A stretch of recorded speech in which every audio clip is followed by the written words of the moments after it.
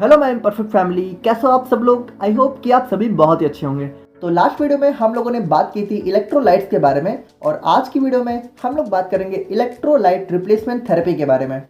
तो कुछ बातें हैं बट वो हम लोग वीडियो के लास्ट में करेंगे। बाकी आप लोग कॉपी और पेन लेके बैठ जाइए और हम लोग अपना आज का वीडियो स्टार्ट करते हैं।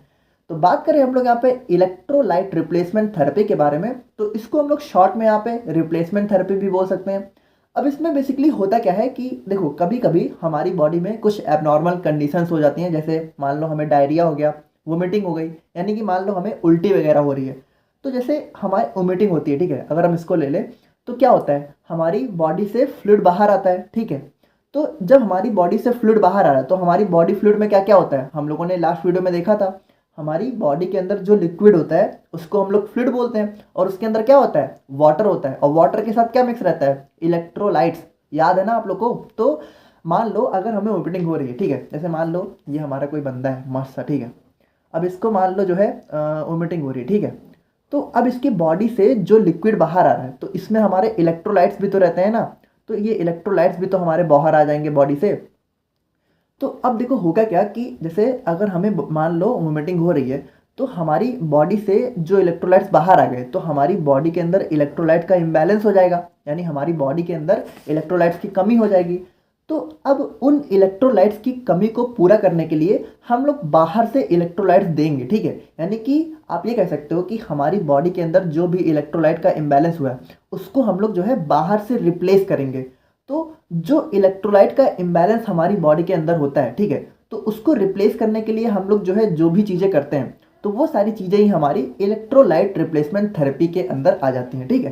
यानी सिंपली इलेक्ट्रोलाइट रिप्लेसमेंट थेरेपी हमारा बॉडी के अंदर इलेक्ट्रोलाइट का रिप्लेसमेंट होता है। यानी आप कह सकते हो कि हमारी बॉडी के अंदर जब यहाँ पे इलेक्ट्रोलाइट्स कम पड़ जाते हैं, ठीक है, तो बाहर से जब हम लोग जो है उसको रिप्लेस करते हैं तो उसी को हम लोग सिंपली इलेक्ट्रोलाइट रिप्लेसमेंट थेरेपी बोलते हैं। ठीक है, क्लियर है, सिंपल है। अब यहाँ पे देखो क्या है कि हम लोग अपनी बॉडी को, ठीक है, हमारी बॉडी के अंदर जब इलेक्ट्रोलाइट्स कम पड़ जाते हैं तो बेसिकली हम लोग जो है 3 टाइप की चीज़ें जो है अपनी बॉडी के अंदर इलेक्ट्रोलाइट की कमी को पूरा करने के लिए देते हैं। जिसमें पहला हो गया हमारा सोडियम क्लोराइड, ठीक है, और दूसरा है हमारा पोटेशियम क्लोराइड, एंड थर्ड है हमारा कैल्शियम ग्लूकोनेट। यानी इन 3 कंपाउंड्स को, या फिर आप कह सकते हो कि इन 3 इलेक्ट्रोलाइट्स को हम लोग अपनी बॉडी के अंदर जो है इंसर्ट करते हैं जब हमारी बॉडी में इलेक्ट्रोलाइट्स की यहाँ पे कमी हो जाती है। तो इन तीनों को हम लोग को बेसिकली थोड़ा थोड़ा देखना है, ठीक है, जिसमें हम लोग को इसकी कई सारी प्रॉपर्टी को पढ़ना है, क्योंकि एग्जाम में मतलब ये चीज़ें पूछ ली जाती है। कभी कभी हो सकता है कि आपसे जो है पूरा इलेक्ट्रोलाइट रिप्लेसमेंट थेरेपी पूछ लिया जाए, या फिर कभी कभी ऐसा भी होता है कि इन तीनों कंपाउंड्स के ऊपर जो है सेपरेट क्वेश्चन पूछ लिया जाता है, ठीक है। तो हम लोग को इसको थोड़ा सा मतलब अच्छे से पढ़ना है। तो सबसे पहले हम लोग बात करेंगे यहाँ पे सोडियम क्लोराइड के बारे में। तो बेसिकली इसको हम लोग को काफ़ी अच्छे से पढ़ना है, क्योंकि ये एक बहुत ही इंपॉर्टेंट कंपाउंड है। और NaCl, सोडियम क्लोराइड क्या होता है, NaCl क्या होता है पता है आप लोग को, नमक। यार हम लोग जो भी नमक वमक खाते हैं ना, मतलब हमारे खाने में जो नमक पड़ता है उसी को हम लोग यहाँ पे सोडियम क्लोराइड बोलते हैं, यानी NaCl बोलते हैं। अब यहाँ पे देखो बेसिकली सोडियम क्लोराइड की बात करें तो इसका मॉलिक्यूलर वेट होता है 58.44, ठीक है। और इसका जो मॉलिक्यूलर फार्मूला है तो सबको पता है, NaCl होता है, ठीक है। और इसका साइनोनेम यानी कि इसके और कौन कौन से नाम होते हैं, तो इसको हम लोग यहाँ पे रॉक सॉल्ट भी बोल सकते हैं, ठीक है, टेबल सॉल्ट या फिर कॉमन सॉल्ट, यानी बेसिकली सॉल्ट होता है यानी नमक, ठीक है। अब यहाँ पे देखो जो हमारा सोडियम क्लोराइड है इसको हम लोग जो है प्रिपेयर यानी कि कैसे बना सकते हैं, या फिर आप कह सकते हो कि कैसे इसको जो है हम लोग प्राप्त कर सकते हैं। तो इसको बेसिकली हम लोग जो है 2 तरीक़ों से बना सकते हैं, या फिर कह सकते हो कि आप जो है प्राप्त कर सकते हैं, ठीक है। तो पहला मेथड है इसका जो है नेचुरल सोर्स, ठीक है, यानी कि नेचुरली हम लोग जो है सोडियम क्लोराइड यानी कि नमक को कैसे पा सकते हैं। तो देखो जब हमें बहुत ज़्यादा अमाउंट में नमक चाहिए होता है तो हम लोग बेसिकली नेचुरल सोर्स का यूज करते हैं, ठीक है। यानी हमारी घर में जो नमक आ रहा है वो नेचुरल सोर्स से ही आता है, ठीक है। बेसिकली यहाँ पे बहुत सारी प्रोसेस होती हैं, ठीक है। तो देखो नेचुरली नमक को हम लोग जो है 2 तरीक़ों से ऑब्टेन कर सकते हैं, जिसमें पहला हो गया हमारा रॉक सॉल्ट, ठीक है, और दूसरा हो गया हमारा सी वाटर। सी वाटर क्या होता है, समुद्र का पानी। तो आप लोगों ने अक्सर सुन रखा होगा कि हमारे समंदर में बहुत ज़्यादा नमक होता है, ठीक है। तो बेसिकली जो हमारा सी वाटर होता है इसमें बेसिकली यहाँ पे 2.8 से 3% तक का नमक होता है, ठीक है। तो यहाँ पे हम सी वाटर से भी जो है सोडियम क्लोराइड यानी कि नमक को ऑब्टेन कर सकते हैं, और रॉक सॉल्ट यानी कि हमारी कुछ चट्टानें होती हैं, ठीक है, तो वहाँ से भी हम लोग जो है नमक को ऑब्टेन कर सकते हैं। अब यहाँ पे जैसे देखो मतलब ये जो हमारा सी वाटर है, ठीक है, और यहाँ पे जो रॉक सॉल्ट है, तो वहाँ से जो हम लोग नमक ऑब्टेन करते हैं वो यहाँ पे इम्प्योर फॉर्म में होता है, यानी प्योर नहीं होता है। अब यार देखो, जैसे हमारा समंदर का पानी है, अब पानी को आप लोग लिया होगे तो ऐसे तो नमक मिलता नहीं है। तो वहाँ पे नमक मिलता कैसे है कि जैसे हम लोगों ने जब ये सारे सोर्स लिए और उसको जब हम लोग यहाँ पे फिल्टर करते हैं, ठीक है, उसके बाद उसको जब हम लोग यहाँ पे इवापोरेट करते हैं, ठीक है, तो यहाँ पे फिल्ट्रेशन एंड इवापोरेशन के बाद हम लोग को जो है प्योर फॉर्म में जो है NaCl जो है मिल जाता है, ठीक है। एंड बात करें हम लोग यहाँ पे अपने सेकंड मेथड की, तो ये होता है हमारा लेबोरेटरी मेथड। अब यहाँ पे जैसे लेबोरेटरी मेथड में हम लोग को जब बहुत थोड़े से अमाउंट में चाहिए होता है नमक, तब हम लोग जो है लेबोरेटरी मेथड का यूज करते हैं। अब यहाँ पे बेसिकली हम लोग जो है अपने HCl और NaOH की रिएक्शन करा के NaCl को ऑब्टेन करते हैं। बेसिकली देखो, HCl क्या होता है, बहुत ही स्ट्रॉन्ग एसिड होता है, और NaOH क्या होता है, स्ट्रॉन्ग बेस। तो मैंने आप लोग को एसिड बेस वाली मतलब चैप्टर में ये चीज़ें बताई थी, तो अगर आप लोग को याद है तो बहुत अच्छी बात है। जैसे हमारा HCl क्या होता है, HCl हमारा होता है हाइड्रोक्लोरिक एसिड, बहुत स्ट्रॉन्ग एसिड होता है, ठीक है। और NaOH क्या होता है हमारा, सोडियम हाइड्रोक्साइड, बहुत स्ट्रॉन्ग बेस होता है। तो इन दोनों की जब हम लोग रिएक्शन कराते हैं तो क्या होता है, देखो यहाँ से हमारा Na आ जाता है, ठीक है, और यहाँ से हमारा Cl, हमें क्या मिल गया, NaCl, और यही तो हमें चाहिए था। और उसके बाद बचा क्या, OH और H, और ये दोनों मिलके क्या बन जाते हैं, H2O यानी वाटर, ठीक है। तो हमें जो है लेबोरेटरी मेथड में इस तरीके से भी हम लोग जो है NaCl को ऑब्टेन कर सकते हैं। अब बात करें इसकी फिजिकल प्रॉपर्टीज की, तो जो हमारा NaCl होता है उसका स्टेट होता है पाउडर या फिर क्रिस्टलाइन फॉर्म, यानी कि जो हमारा NaCl होता है वो या तो हमें पाउडर के फॉर्म में, यानी जैसे हमारा नमक होता है, या फिर हमें क्रिस्टल के फॉर्म में देखने को मिलता है। तो अगर आप लोग मतलब थोड़ा गांव एरिया से बिलोंग करते हो, ठीक है, तो आप लोग को पता होगा कि नमक जो है हमारा डर्रे के फॉर्म में मिलता था पहले, ठीक है, तो उसको बाद में पीस के हम लोग जो है पाउडर के फॉर्म में कन्वर्ट करते थे। बट आजकल तो मतलब पैकेट में हमें जो है पाउडर के फॉर्म में ही नमक मिल जाता है। और इसके कलर की बात करें तो इसका कलर यहाँ पे क्या होता है, वाइट होता है, सिंपल ही है, या फिर कलरलेस होता है, ठीक है। तो जो हमारा क्रिस्टल होता है बेसिकली थोड़ा सा कलरलेस फॉर्म में होता है, और जब हम लोग उसको पीस के पाउडर के फॉर्म में कन्वर्ट कर लेते हैं तो वहाँ पे वो वाइट कलर का हो जाता है। और यहाँ पे इसका टेस्ट की बात करें तो यार बहुत ही सिंपल है, सबको पता है, साल्टी टेस्ट होता है, ठीक है। और ऑर्डर की बात करें तो ऑर्डरलेस होता है। ऑर्डर मतलब क्या होता है, सुगंध। तो जैसे हमारे नमक में कोई ऑर्डर तो होता नहीं है, ऐसा तो है नहीं कि वो महकता महकता है, ऐसा तो नहीं है ना, हमारा नमक जो है सिंपली ऑर्डरलेस होता है। और सॉल्युबिलिटी की बात करें तो वाटर में सॉल्युबल होता है, यानी पानी में नमक मिलाओ तो तुरंत मिल जाता है। और एल्कोहल यानी कि जो हमारा आप कह सकते हो कि हमारा जो बियर वगैरह होता है तो उसमें इनसॉल्युबल होता है, यानी उसमें आप लोग नमक मिलाओगे ना तो नहीं मिलेगा, ठीक है। वही बात करें इसकी केमिकल प्रॉपर्टीज की, तो जो हमारा NaCl होता है वो यहाँ पे सिल्वर नाइट्रेट के साथ रिएक्ट करके जो है सिल्वर क्लोराइड के फॉर्म में कन्वर्ट हो जाता है। यानी कि NaCl को जब हम लोग यहाँ पे AgNO3 यानी कि सिल्वर नाइट्रेट के साथ रिएक्ट कराते हैं तो वो यहाँ पे AgCl यानी कि सिल्वर क्लोराइड के फॉर्म में कन्वर्ट हो जाता है। तो आप लोग को ये रिएक्शन कुछ याद आ रही है, ये रिएक्शन हमारी कहाँ की है, ये रिएक्शन है हमारी लिमिट टेस्ट ऑफ क्लोराइड की। वहाँ पे क्या होता था, यही AgCl ही तो हमारा जो है टर्बिडिटी के फॉर्म में होता था। तो ये रिएक्शन है हमारी लिमिट टेस्ट ऑफ क्लोराइड की, तो आप लोग यहाँ पे याद रखना, ठीक है। और वहीं बात करें हम लोग इसकी सेकंड प्रॉपर्टीज की, तो जो हमारा NaCl होता है वो यहाँ पे सल्फ्यूरिक एसिड के साथ रिएक्ट करके हमें हाइड्रोक्लोरिक एसिड देता है। यानी कि NaCl को जब हम लोग H2SO4 से रिएक्ट कराते हैं तो वो यहाँ पे हमें HCl जो है दे देता है, ठीक है।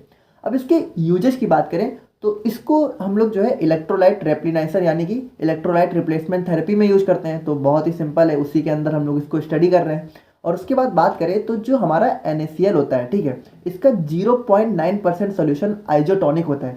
तो आइजोटॉनिक सोल्यूशन में हम लोगों ने देखा था कि हमारा आइजोटॉनिक सोल्यूशन क्या होता है, जो 0.9% weight by volume of NaCl के बराबर होता है। तो आप लोग को ये चीज़ें पता होंगी। और इसकी बात करें तो यार इसको हम लोग जो है टेस्ट इनहेंसर, यानी कि आप लोग को पता है यार हम लोग खाने में नमक को डालते हैं, अगर नमक हम लोग खाने में ना डालें तो हम लोग खाना खा ही नहीं पाएंगे, ठीक है। तो टेस्ट को इन्हेंस करने के लिए भी इसका यूज़ करते हैं। और उसके बाद इसको जो है हम लोग जो है डाईयूरेटिक्स की तरह भी यूज करते हैं, यानी कि जब हमारी बॉडी में यूरिन वगैरह का सिक्रेशन कम हो जाता है तो उसको बढ़ाने के लिए भी हम लोग जो है NaCl का यूज करते हैं, ठीक है। अब फाइनली यहाँ पे बात करें हम लोग इसके ऐसे की, तो देखो जो हमारा ऐसे है वो बेसिकली हमें उन कंपाउंड्स का ही पढ़ना है जिसके ऊपर हमारा स्टार लगा हुआ है, ठीक है। तो आप लोग यहाँ पे सिलेबस में जाके देख सकते हो कि हमारे कौन कौन से कंपाउंड्स हैं जिनके ऊपर स्टार लगा हुआ है।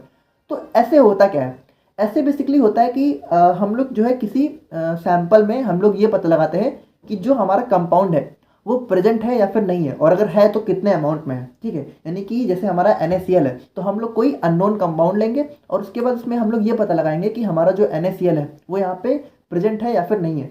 तो बेसिकली इसमें जो हम लोग टाइट्रेशन का यूज करते हैं, ठीक है, तो हम लोग इसको बहुत ही डिटेल में नहीं देखेंगे क्योंकि टाइट्रेशन हमारा एनालिसिस का टॉपिक है, बट यहाँ पे हम लोग जो है थोड़ा सा सिंपली देख लेंगे। तो जो हमारा NaCl है उसका ऐसे यहाँ पे जो है अर्जेंटोमेट्रिक टाइट्रेशन पे बेस होता है। अब इसमें बेसिकली हम लोग करते क्या है, सबसे पहले हम लोग जो है अपना जो सैंपल है उसका 1 ग्राम लेके उसको जो है 50 ml वाटर में डिजॉल्व कर लेंगे, और उसके बाद हम लोग क्या करेंगे 50 ml 0.1 मोलर सिल्वर नाइट्रेट को ऐड करेंगे। देखो ये M यहाँ पे क्या है, M है इसकी मोलैरिटी। तो अगर आप लोग को मोलैरिटी वगैरह नहीं पता है तो आप हम लोग हमारा जो है कंसेंट्रेशन वाला लेक्चर देख सकते हो। ठीक है, अब उसके बाद क्या करेंगे हम लोग इसमें जो है 5 ml 2 मोलर नाइट्रिक एसिड और 2 ml कंसेंट्रेटेड KMnO4 को ऐड कर देंगे। देखो ml और m में कंफ्यूज मत होना है, ml होता है उसकी क्वांटिटी और m क्या होता है, m होता है उसकी यूनिट। ठीक है, तो मोलैरिटी यहाँ पे क्या है, हमारी नाइट्रिक एसिड की आप कह सकते हो कि एक यूनिट है। ठीक है, और ml क्या है, ml उसकी क्वांटिटी है। अब इसके बाद हम लोग क्या करेंगे कि जो हमारा पूरा का पूरा सोल्यूशन है, ठीक है, तो इसमें हम लोगों ने ये सारी चीज़ें मिक्स कर ली। अब इसको हम लोग जो है शेक कर लेंगे प्रॉपरली, और उसके बाद इसको जो है हम लोग जो है 0.1 मोलर अमोनियम थायोसाइनेट से जो है टाइट्रेट कराएंगे। ठीक है, using 2 ml ferric ammonium sulphate, यानी कि फेरिक अमोनियम सल्फेट को हम लोग जो है यहाँ पे इंडिकेटर की तरह यूज करेंगे। अब उसके बाद देखो क्या होगा, हम लोग जो है टाइट्रेशन को कंटिन्यू रखेंगे until reddish brown colour appear. अब अगर देखो जैसे हमारा जो भी सोल्यूशन यहाँ पे इन सारी चीज़ों को ऐड करने के बाद तैयार हुआ है, तो उसमें हम लोग जो है उसको हम लोग सबसे पहले अमोनियम थायोसाइनेट के अगेंस्ट में टाइट्रेट कराएंगे। और अगर हमारा टाइट्रेशन में रेडिश ब्राउन कलर अपीयर हो रहा है तो इसका मतलब हमारा NaCl प्रेजेंट है, और अगर ये कलर नहीं आ रहा है तो इसका मतलब हमारा NaCl जो है नहीं प्रेजेंट है। ठीक है, तो अब हम लोग बात करते हैं अपने सेकंड कंपाउंड की, जिसको हम लोग अपनी इलेक्ट्रोलाइट रिप्लेसमेंट थेरेपी के अंदर यूज करते हैं। तो ये है हमारा पोटेशियम क्लोराइड। देखो जो हमारा यहाँ पे सोडियम क्लोराइड है, पोटेशियम क्लोराइड है, कैल्शियम ग्लूकोनेट है, इन सबको हम लोग किस लिए यूज करते हैं, जब हमारी बॉडी के अंदर इलेक्ट्रोलाइट इम्बैलेंस हो जाता है, यानी कि जब हमें डायरिया वगैरह हो जाता है, ठीक है, तो हमारी बॉडी से फ्लूइड बाहर आता है और उससे क्या हमारा इलेक्ट्रोलाइट बाहर आ जाता है, हमारी बॉडी के अंदर इलेक्ट्रोलाइट कम पड़ जाते हैं। तो उसकी कमी को पूरा करने के लिए हम लोग बाहर से इन सारी चीज़ों को देते हैं। ठीक है, इसको हम लोग जो है इंजेक्शन के फॉर्म में भी दे सकते हैं, ओरली भी दे सकते हैं, तो वो एक अलग बात है। ठीक है, कि कैसे देना है। अब यहाँ पे पोटेशियम क्लोराइड के मॉलिक्यूलर फॉर्मूला की बात करें तो इसका मॉलिक्यूलर फॉर्मूला होता है KCl। ठीक है, और मॉलिक्यूलर वेट की बात करें तो इसका वेट होता है 74.55। ठीक है, और साइनोनिम यानी कि इसके और नामों की बात करें तो इसको हम लोग जो है पोटेशियम मॉरिएट के नाम से भी जानते हैं। अब बात करें इसके प्रिपरेशन की, यानी कि इसको हम लोग यहाँ पे प्रिपेयर कैसे करते हैं, तो इसको भी हम लोग जो है 2 तरीकों से बना सकते हैं, जिसमें पहला हो गया नेचुरल सोर्स, ठीक है, और दूसरा हो गया हमारा लेबोरेटरी मेथड। तो नेचुरल सोर्स में हम लोग जो है इसको हमारा एक मिनरल होता है कार्नलेट, ठीक है, कार्नालाइट सॉरी। तो कार्नालाइट में बेसिकली यहाँ पे KCl MgCl2 और हमारा वाटर जो है मिक्स रहता है। तो यहाँ पे इसके सेपरेशन और प्योरिफिकेशन से हम लोग जो है अपने KCl को ऑब्टेन कर सकते हैं। और लेबोरेटरी की बात करें तो यहाँ पे हम लोग जो है पोटेशियम कार्बोनेट यानी कि K2CO3 को हाइड्रोक्लोरिक एसिड यानी कि HCl से रिएक्ट करा के हम लोग जो है अपने KCl को ऑब्टेन कर सकते हैं। अब यहाँ पे इसकी प्रॉपर्टीज़ की बात करें तो हमारा जो KCl होता है यानी कि हमारा जो पोटेशियम क्लोराइड है, ये यहाँ पे कलरलेस होता है, यानी कि कोई कलर वगैरह नहीं होता है, या फिर वाइट क्रिस्टलाइन पाउडर। देखो यहाँ पे जो हमारा KCl है इसकी प्रॉपर्टीज बिल्कुल NaCl की तरह ही होती हैं। ठीक है, क्योंकि यहाँ पे इसका भी मतलब थोड़ा सॉल्टी नेचर ही होता है, यानी ये भी एक सॉल्ट टाइप का ही होता है। अब यहाँ पे देखो ये वाटरलेस होता है, ठीक है, जैसा हमारा NaCl था बिल्कुल सेम है, कुछ भी डिफरेंस है ही नहीं। ठीक है, इसका भी टेस्ट यहाँ पे सॉल्टी होता है। और उसके बाद ये भी हमारा वाटर में फ्रीली सॉल्युबल और अल्कोहल में क्या है, इनसॉल्युबल, यानी अल्कोहल में नहीं सॉल्युबल है। देखो सब प्रॉपर्टी एकदम सेम है NaCl की तरह। ठीक है, NaCl की याद कर लो, ये अपने आप याद हो गए। बस यहाँ पे इसकी जो केमिकल प्रॉपर्टी है वो यहाँ पे डिफरेंट होती है।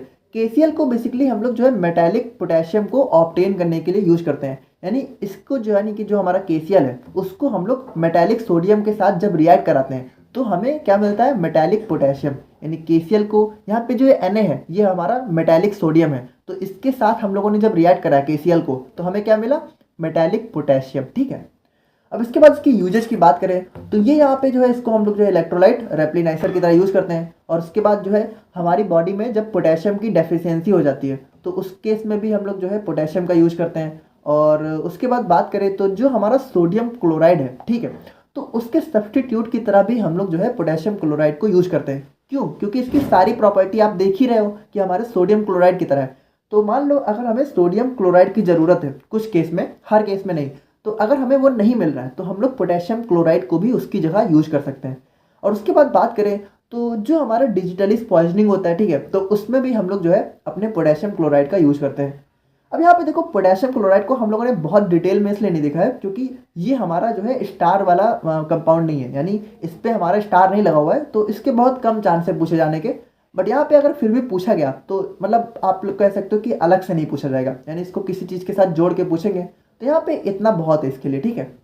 अब बात करें हम लोग यहाँ पे कैल्शियम ग्लूकोनेट के बारे में, तो ये भी हमारा एक स्टार वाला कंपाउंड है, यानी इसके बारे में भी हम लोग को काफ़ी सारी चीज़ें पढ़नी है, ऐसे वगैरह हम लोग को इसका पढ़ना है। अब इसका मॉलिक्यूलर फार्मूला की बात करें तो आप लोग ध्यान से देखना, बहुत ही टिपिकल मॉलिक्यूलर फार्मूला है इसका मॉलिक्यूलर फार्मूला है C12H22O14 Ca.H2O, ठीक है। और इसका मॉलिक्यूलर वेट की बात करें तो इसका मॉलिक्यूलर वेट भी बहुत ज़्यादा है, 430.373, ठीक है, ग्राम पर मोल। और साइनोनेम की बात करें तो इसको हम लोग जो है कैल्शियम सॉल्ट या फिर डी ग्लूकोनिक एसिड के नाम से जानते हैं। अब यहाँ पे इसके प्रिपरेशन की बात करें तो इसका प्रिपरेशन आप लोग जो है बहुत ही ध्यान से देखना। इसका प्रिपरेशन बेसिकली हम लोग जो है ग्लूकोनिक एसिड को कैल्शियम कार्बोनेट के साथ रिएक्ट करा के करते हैं, यानी कि ग्लूकोनिक एसिड को जो हम लोग अपने कैल्शियम कार्बोनेट के साथ रिएक्ट कराते हैं तो हमें जो मिलता है वो होता है हमारा कैल्शियम ग्लूकोनेट। अब यहाँ पे आप लोग जो है इसकी रिएक्शन को बहुत ही ध्यान से देखना, हम लोग जो है इसको थोड़ा करके देखते हैं। जैसे हमारा ग्लूकोनिक एसिड क्या था, हमारा इसका फॉर्मूला क्या था, C12H22O14 Ca.H2O, ठीक है। तो यहाँ पे इसको जब हम लोग जो है केमिकल कंपाउंड के फॉर्म में लिखते हैं तो इसको हम लोग जो है कुछ इस तरह लिखते हैं, ठीक है। जैसे हमारा क्या है CHOH, ठीक है, CHOH, और उसके बाद इसका होल टाइम, और उसके बाद नीचे क्या हो गया CH2OH, और ऊपर क्या हो गया हमारा COOH, ठीक है। तो यहाँ पे आप लोग ध्यान से देखना, ये हमारा क्या है, ये हमारा है ग्लूकोनिक एसिड, ठीक है, ये हमारा है ग्लूकोनिक एसिड। देखो बहुत ही सिंपल है, बट अगर ये आप लोग थोड़ा सा याद कर लो तो बहुत ही सिंपल है। और उसके बाद इसको हम लोग क्या करते हैं, अपने कैल्शियम कार्बोनेट के साथ रिएक्ट कराते हैं। तो यहाँ पे सबसे पहले देखो क्या होता है, सबसे पहले यहाँ पे जो CO3 है इसमें से हमारा कार्बन डाइऑक्साइड जो है बाहर हो जाता है, ठीक है। तो CO2 हमारा चला गया। अब हमें यहाँ पे क्या बचा, यहाँ पे बचा हमारा, देखो CO2 यहाँ से गायब हो गया, अब हमारा क्या बचा C भी गया, ठीक है, O2 भी गया, तो यहाँ पे बचा हमारा CaO, ठीक है। तो अब यहाँ पे देखो होगा क्या कि जो हमारा ये है, ये वाला कंपाउंड, यहाँ पे जो है Ca जो है इसके साथ अटैच हो जाएगा, ठीक है। अब यहाँ पे देखो एक चीज़ और ध्यान देना, ये पूरा का पूरा हम लोगों ने 2 लिया, यानी कि 2 मोल हमारा जो है पूरा का पूरा ग्लूकोनिक एसिड है, यानी कि ये जो सारी चीज़ें हैं, ये हमारा जो C है, ये सारा कुछ 2 है, 2 बार है, ठीक है। तो अब यहाँ पे देखो हमारा होगा क्या कि ये जो Ca है ये हमारा जो है इसके साथ आके अटैच हो जाएगा, यानी Ca हमारा जो है इसके साथ अटैच हो गया। अब हमारा इसके अंदर देखो क्या होगा कि ये जो H है ये हमारा बाहर हो जाएगा, ठीक है। अब H देखो H हमारा 2 है, क्योंकि ये चीज़ आगे देखो 2 लगा हुआ है ना, तो ये हमारा जो H है ये भी 2 है, ठीक है। तो H यहाँ पे बाहर हो गया, तो कितना H बाहर हुआ, 2H बाहर हुआ। तो यहाँ पे बचा क्या, यहाँ पे बचा हमारा COO-, ठीक है, H बाहर हो गया। और उसके बाद यहाँ पे ये सारी चीज़ें बिल्कुल सेम, बाकी उतार दो, पूरा का पूरा एकदम कॉपी, ठीक है, 4, और उसके बाद CH2OH। अब यहाँ पे आप लोग ध्यान देना कि हम लोगों ने क्या किया था, इसको 2 बार लिया था, तो अब यहाँ पे इसको हम लोग जो है यहाँ पे 2 लगा देंगे, ठीक है, यानी इसका मतलब जो है 2 हो गया। और उसके बाद क्या हुआ, हमारा H2 बाहर हो गया था, आप लोग ध्यान से देखना। और Ca देखो हमारा ये जो CaCO3 था, इसमें से सबसे पहले हमारा CO2 बाहर हुआ।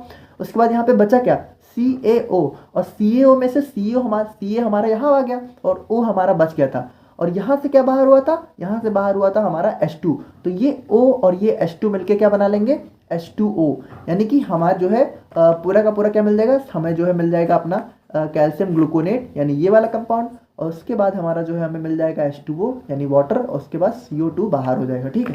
तो यहाँ पे आप लोग जो है इस रिएक्शन को देख सकते हो। अब देखो अगर आप लोग को ये चीज़ें बिल्कुल समझ में नहीं आई, एकदम दिमाग के ऊपर से निकल गई, तो आप लोग बिल्कुल सिंपली ये वाली चीज़ें याद कर लेना। देखो कोशिश करना कि आप लोग यही याद करो, बट अगर नहीं हो रहा है तो आप लोग बस सिंपली इतना याद करके लिखाना, ठीक है। इतना तो सिंपली लिख सकते हो ना, ये बहुत ही सिंपल है। अब इसकी प्रॉपर्टीज़ की बात करें तो इसकी प्रॉपर्टीज़ में यहाँ पे ये जो है हमें क्रिस्टलाइन ग्रैन्यूल्स या फिर पाउडर के फॉर्म में देखने को मिलता है। ये भी यहाँ पे ऑर्डरलेस होता है, टेस्टलेस होता है। यहाँ पे देखो ये हमारा टेस्टलेस होता है, इसका कोई टेस्ट वगैरह नहीं होता है। और ये भी हमारा वाटर में सॉल्युबल है और अल्कोहल में इनसॉल्युबल है। एंड फाइनली बात करें हम लोग इसके ऐसे की, तो जो हमारा कैल्शियम ग्लूकोनेट है इसका ऐसे हमारा बेस होता है कॉम्प्लेक्सोमेट्रिक टाइट्रेशन पे। अब इसमें हमारा प्रोसीजर क्या होता है, सबसे पहले हम लोग जो हमारा सैंपल है उसका 0.5 ग्राम लेते हैं और उसको हम लोग जो है 50 ml वार्म वाटर में डिजॉल्व कर देते हैं। अब यहाँ पे देखो वार्म यानी कि हम लोग जो है गर्म पानी क्यों लेते हैं, क्योंकि जो हमारा कैल्शियम ग्लूकोनेट है वो गर्म पानी में ज़्यादा सॉल्युबल होता है। देखो सॉल्युबल तो ये वाटर में होता है बट गर्म पानी में बहुत ज़्यादा होता है, तो इसीलिए हम लोग जो है इसको गर्म पानी में डिजॉल्व करते हैं। और उसके बाद क्या करेंगे, हम लोग जो है अपने 5 ml लेंगे किसका, 0.05 मोलर मैग्नीशियम सल्फेट का, और उसके बाद उसमें हम लोग जो है 10 ml स्ट्रॉन्ग अमोनियम सॉल्यूशन को जो है ऐड कर देंगे। ठीक है, अब उसके बाद हम लोग क्या करेंगे, जो हमारा रिजल्टिंग सॉल्यूशन है यानी कि जो सॉल्यूशन हमें ये सारी चीज़ें मिक्स करने के बाद मिला है उसको हम लोग जो है टाइट्रेट करेंगे किसके against, 0.05 molar die sodium EDTA। ठीक है, यानी इसके अगेंस्ट हम लोग इसको टाइट्रेट करेंगे। और कब तक करेंगे, जब तक हमारा एक डीप ब्लू कलर डेवलप नहीं हो जाता है। अगर हमारा डीप ब्लू कलर आ रहा है तो इसका मतलब क्या है कि हमारा जो कैल्शियम ग्लूकोनेट है वो यहाँ पे प्रेजेंट है, और अगर नहीं आ रहा है तो हमारा नहीं प्रेजेंट है, यानी तो हमारा ऐसे जो है अनसक्सेसफुल हो गया। अब इसके यूजेज की बात करें तो इसको हम लोग जो है इलेक्ट्रोलाइट रेप्लिनाइजर की तरह यूज करते हैं। ठीक है, तो बहुत ही सिंपल है। देखो जो हमारा कैल्शियम ग्लूकोनेट है और पोटेशियम क्लोराइड है, सोडियम क्लोराइड है, तो सबसे पहला यूज तो इसका यही है कि हम लोग इसको जो है इलेक्ट्रोलाइट रेप्लिनाइजर की तरह यूज करते हैं। और उसके बाद इसके सेकंड यूज की बात करें तो इसको जो है हम लोग कैल्शियम डेफिशिएंसी यानी हमारी बॉडी में जब कैल्शियम की कमी हो जाती है उस केस में भी हम लोग इसको यूज करते हैं। तो आप लोग को पता है हमारी जो बोन्स होती हैं उसमें क्या होता है, कैल्शियम होता है। तो अगर हमारी बोन्स में कैल्शियम की कमी है तो हम जो है कैल्शियम ग्लूकोनेट को यूज करते हैं। और उसके बाद ये हमारी जो बोन है उसकी बिल्डिंग और डेवलपमेंट में बहुत ही मेजर रोल प्ले करता है। तो जैसा हमें पता ही है कि कैल्शियम हमारे बोन का सबसे मेजर एलिमेंट होता है। 98% अमाउंट तक कैल्शियम हमारी बोन में प्रेजेंट होता है। तो जो भी हमारी बोन की बिल्डिंग है, डेवलपमेंट है, वो सब हमारा कैल्शियम ही तो देखता है। तो यहाँ पे हमारा आज का टॉपिक तो ख़त्म हो गया। ठीक है, तो अगर आप लोग थोड़ा शॉर्ट में रिवाइज करना चाहो तो हम लोगों ने क्या क्या देखा, हम लोगों ने देखा इलेक्ट्रोलाइट रिप्लेसमेंट थेरेपी। इसमें क्या होता है, हमारी बॉडी में फ्लूइड की कमी हो जाती है। कैसे कमी हो जाती है, हमारी बॉडी में कुछ जो है नॉर्मल कंडीशन जैसे कि डायरिया हो गया, वोमिटिंग हो गया, ये सारी चीज़ें हो जाती हैं। तो इसमें हम लोग क्या करते हैं, बाहर से इलेक्ट्रोलाइट देते हैं। बाहर से इलेक्ट्रोलाइट देते कैसे हैं, 3 तरीके से। या तो हम लोग जो है सोडियम क्लोराइड देते हैं, या तो पोटेशियम क्लोराइड, या तो कैल्शियम ग्लूकोनेट। और इन तीनों की हम लोगों ने सारी प्रॉपर्टीज़ भी देख ली।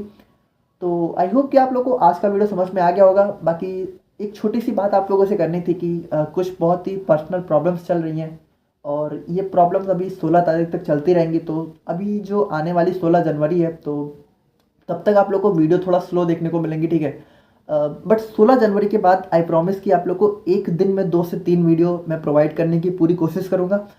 और देखो जिनके भी एग्जाम्स यहाँ पे फरवरी में होने वाला है, ठीक है, उनके लिए तो मैं प्रॉमिस कर सकता हूँ कि मैं आप लोग का सिलेबस ख़त्म कर दूंगा।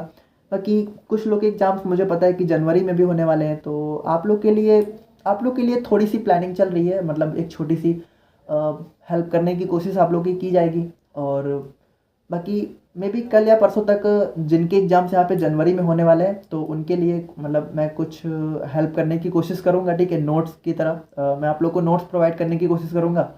और मतलब बाकी जिनके एग्जाम्स यहाँ पे फरवरी में, तो आप लोग बिल्कुल टेंशन मत लो। ठीक है, आप लोग के लिए तो मैं पूरी कोशिश करूँगा कि सारी चीज़ें आप लोग को प्रोवाइड कर सकूँ। ठीक है, इंपॉर्टेंट क्वेश्चन से लेके सब कुछ। और जिनके एग्जाम्स यहाँ पे जनवरी में है तो I am really sorry for you. और बाकी मिलते हैं नेक्स्ट वीडियो में। Thank you so much.